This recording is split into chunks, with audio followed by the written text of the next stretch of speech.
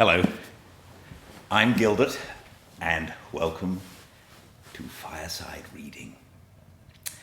Firstly, I just wanted to say again, thank you so much. It is so wonderful to discover that my gift is being so kindly received. Thank you all for commenting, and thank you for your kind words. When Dickens first wrote Great Expectations, it was released in a serial form in a magazine. So every week or 2 weeks, another installment came out. And the way it was consumed was some people couldn't wait to get it hot off the presses, but others brought it home and they sat around their living room and they read it in front of the fire. And it was one of the premier forms of entertainment in those days. And my hope to you is that it will be a small entertainment that you will enjoy in these difficult times. So, welcome to a fireside reading of Chapter 3 of Great Expectations by Charles Dickens.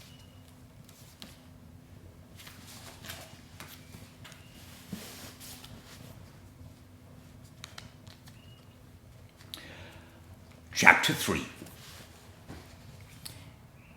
It was a rimy morning, and very damp. I had seen the damp lying on the outside of my little window, as if some goblin had been crying there all night and using the window for a pocket handkerchief. Now I saw the damp lying on the bare hedges and spare grass, like a coarser set of spider's webs, hanging itself from twig to twig and blade to blade. On every rail and gate, wet lay, clammy, and the marsh mist was so thick that the wooden finger on the post directing people to our village, a direction which they never accepted, for they never came there, was invisible to me until I was quite close under it. Then, as I looked up at it while it dripped, it seemed to my oppressed conscience like a phantom devoting me to the hulks. The mist was heavier yet when I got out upon the marshes, so that instead of my running at everything seemed to run at me. This was very disagreeable to a guilty mind. The gates and dikes and banks came bursting at me through the mist, as if they cried as plainly as could be, "A boy with somebody else's pork pie! Stop him!" The cattle came upon me with like suddenness, staring out of their eyes and steaming out of their nostrils. "Halloo, young thief!" One black ox with a white cravat on, who even had to my awakened conscience something of a clerical air, fixed me so obstinately with his eyes and moved his blunt head round in such an accusatory manner as I moved round that I blubbered out to him, "I couldn't help it, sir. It wasn't for myself I took it." Upon which he put down his head, blew a cloud of smoke out of his nose, and vanished with a kick up of his hind legs and a flourish of his tail. All this time I was getting on towards the river, but however fast I went, I couldn't warm my feet, to which the damp cold seemed riveted, as the iron was riveted to the leg of the man I was running to meet. I knew my way to the battery pretty straight, for I had been down there on a Sunday with Joe, and Joe, sitting on an old gun, had told me that when I was apprenticed to him, regularly bound, we would have such larks there. However, in the confusion of the mist, I found myself at last too far to the right, and consequently had to try back along the riverside on the bank of loose stones above the mud and the stakes that staked the tide out. Making my way along here with all dispatch, I had just crossed a ditch which I knew to be very near the battery, and had just scrambled up the mound beyond the ditch when I saw the man sitting before me. His back was towards me, and he had his arms folded, and he was nodding forward, heavy with sleep. I thought he would be more glad if I came upon him with his breakfast in that unexpected manner, so I went forward softly and touched him on the shoulder. He instantly jumped up, and it was not the same man, but another man. And yet this man was dressed in coarse grey too, and had a great iron on his leg, and was lame, and hoarse, and cold, and was everything that the other man was, except that he had not the same face, and had a flat, broad-brimmed, low-crowned felt hat on. All this I saw in a moment, for I had only a moment to see it in. He swore an oath at me, made a hit at me. It was a round, weak blow that missed me and almost knocked himself down, for it made him stumble. And then he ran into the mist, stumbling twice as he went on, and I lost him. "It's the young man," I thought, feeling my heart shoot as I identified him. I dare say I should have felt a pain in my liver too, if I had known where it was. I was soon at the battery after that, and there was the right man, hugging himself and limping to and fro as if he had never all night left off hugging and limping, waiting for me. He was awfully cold, to be sure. I half expected to see him drop down before my face and die of deadly cold. His eyes looked so awfully hungry too that when I handed him the file and he laid it down on the grass, it occurred to me he would have tried to eat it if he had not seen my bundle. He did not turn me upside down this time to get at what I had, but left me right side upwards while I opened the bundle and emptied my pockets. "What's in the bottle, boy?" said he. "Brandy," said I. He was already handing mincemeat down his throat in the most curious manner, more like a man who was putting it away somewhere in a violent hurry than a man who was eating it. But he left off to take some of the liquor. He shivered all the while so violently that it was quite as much as he could do to keep the neck of the bottle between his teeth without biting it off. "I think you have got the ague," said I. "I'm much of your opinion, boy," said he. "It's bad about here," I told him. "You've been lying out on the meshes, and they're dreadful ague-ish, rheumatic too." "I'll eat my breakfast afore they're the death of me," said he.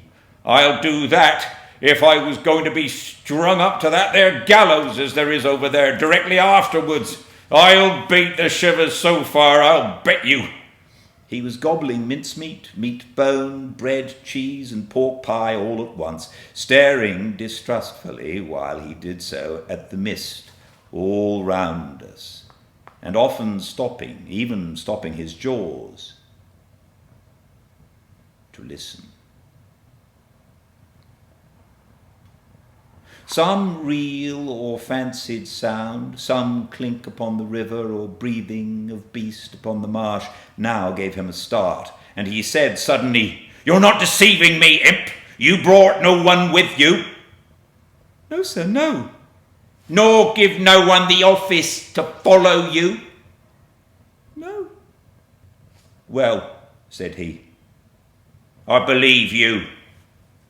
You'd be but a fierce young hound indeed if at your time of life you could help to hunt a wretched warmint, hunted as near death and dunghill as this poor wretched warmint is."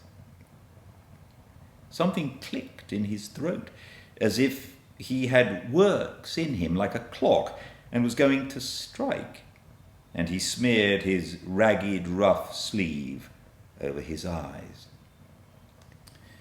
Pitying his desolation and watching him as he gradually settled down upon the pie, I made bold to say, "I'm glad you enjoy it." "Did you speak?" "I said I was glad you enjoyed it." "Thank you, boy. I do." I had often watched a large dog of ours eating his food, and I now noticed a decided similarity between the dog's way of eating and the man's.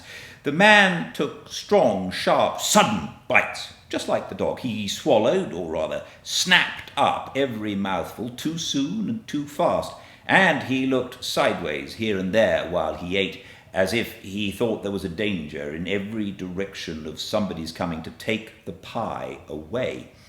He was altogether too unsettled in his mind over it to appreciate it comfortably, I thought, or to have anybody to dine with him without making a chop with his jaws at the visitor, in all of which particulars he was very like the dog.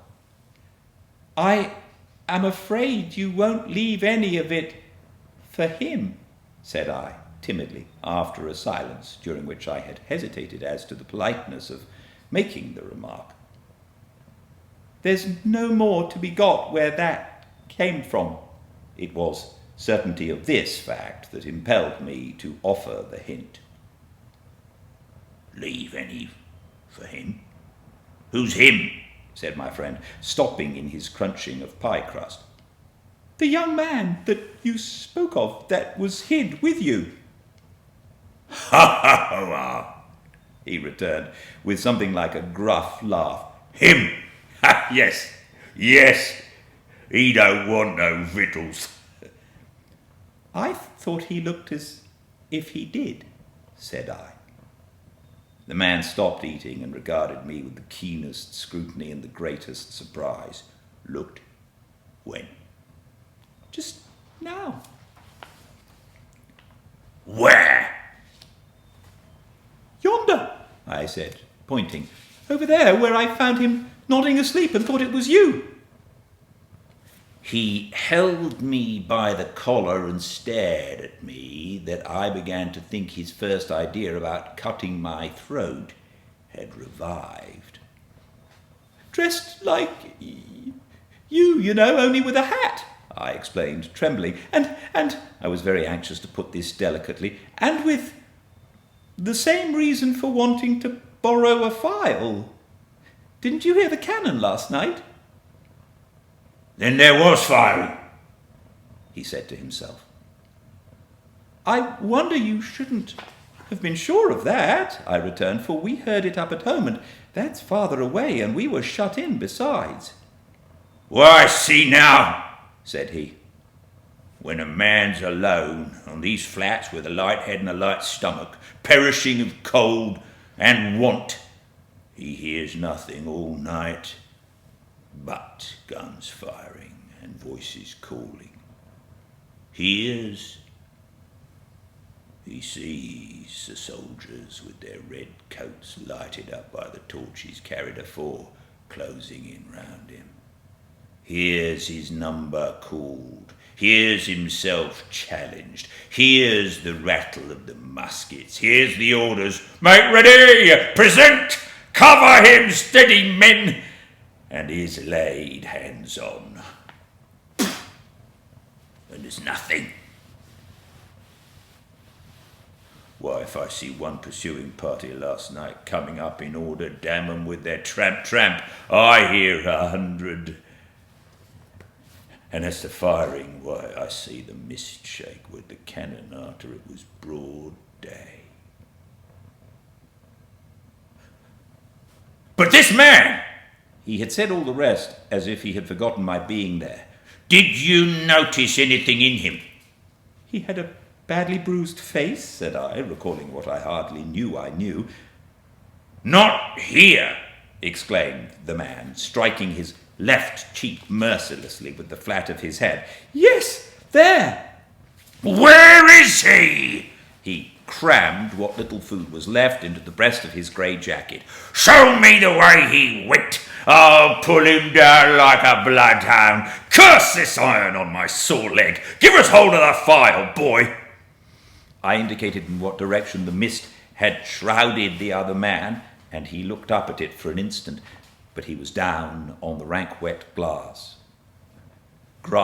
filing at his iron like a madman, and not minding me or minding his own leg, which had an old chafe upon it and was bloody, but which he handled as roughly as if it had no more feeling in it than the file. I was very much afraid of him again, now that he had worked himself into this fierce hurry, and I was likewise very much afraid of keeping away from home any longer. I told him I must go, but he took no notice, so I thought the best thing I could do was slip off. The last I saw of him, his head was bent over his knee, and he was working hard at his fetter, muttering impatient imprecations at it and at his leg. The last I heard of him, I stopped in the mist to listen, and the file was still going.